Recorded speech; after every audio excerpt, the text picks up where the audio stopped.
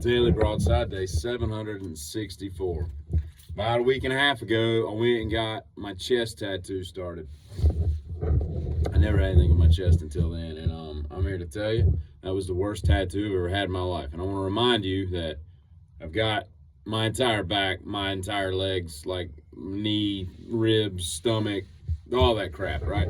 And the damn, I got like just, it's like that, and you've got clavicle collarbone, you've got armpit, you've got sternum, and you got nipple.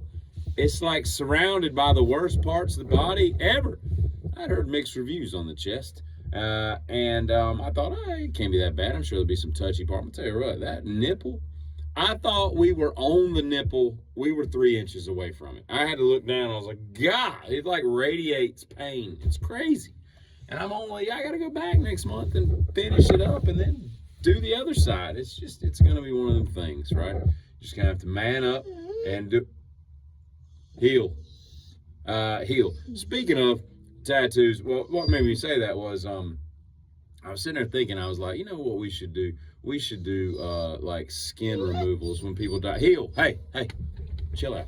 We should do skin removals of people that have intricate tattoos, right? And when they die, you just peel the skin. I want to peel the skin from your face. I was talking to a girl a couple weeks ago, and she said she was a huge Alice in Chains fan, to which I said, facelift or dirt? And she's like, facelift or dirt? She didn't know what I was talking about. And I was like, you're not a fan. You just know nutshell, and man in the box.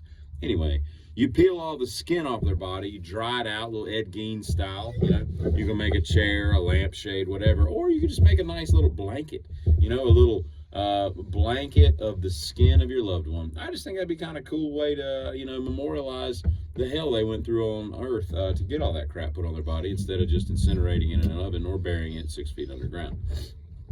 But speaking of this idiot, right? So I'm at the vet last week, and the vet, let's say his name is Bob Robbins, okay?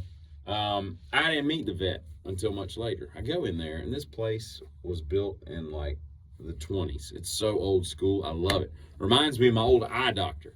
God, I was like walking back in the Mad Men era. There's just everything was like panels and all the old antiquated equipment. He was the nicest man on planet Earth. I love my eye doctor. And then COVID, you bastard, you retired him.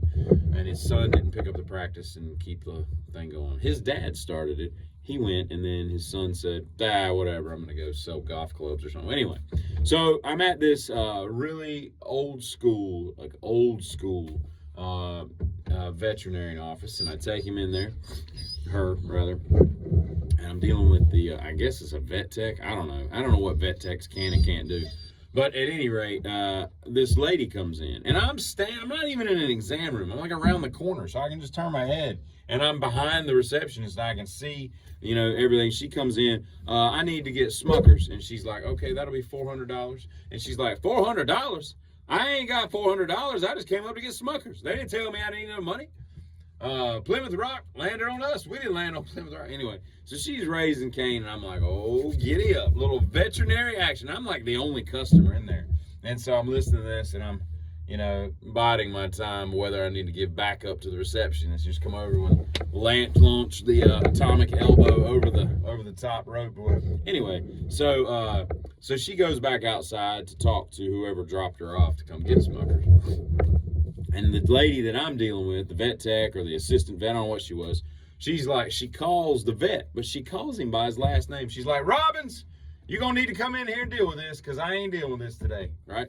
And I'm like, man, we call him, but just by his last name. His like Seal or something, And so she starts talking to the receptionist, and her and the receptionist and Robbins are the only employees in there. So Robbins emerges. Robbins has been veterinarying since my grandparents were toddlers. He's got like 60 years in the biz, right?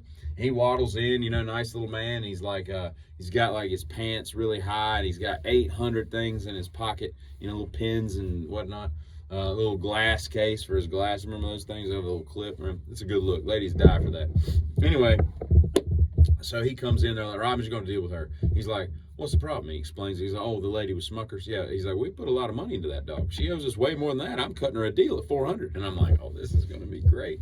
And so the girl that I'm dealing with makes the comment in front of the customer, me, because I could tell she thought I was cool enough to say this in front of. She's like, I hate people. They're so stupid sometimes. And then she catches herself and she's like, I'm sorry, I shouldn't say that about other customers. I'm like, no, I agree, sister. I said, people are stupid, and I feel strongly that you are right. And the receptionist kind of smirks, and Robbins is over there, like he goes out and he's talking to her and all this stuff.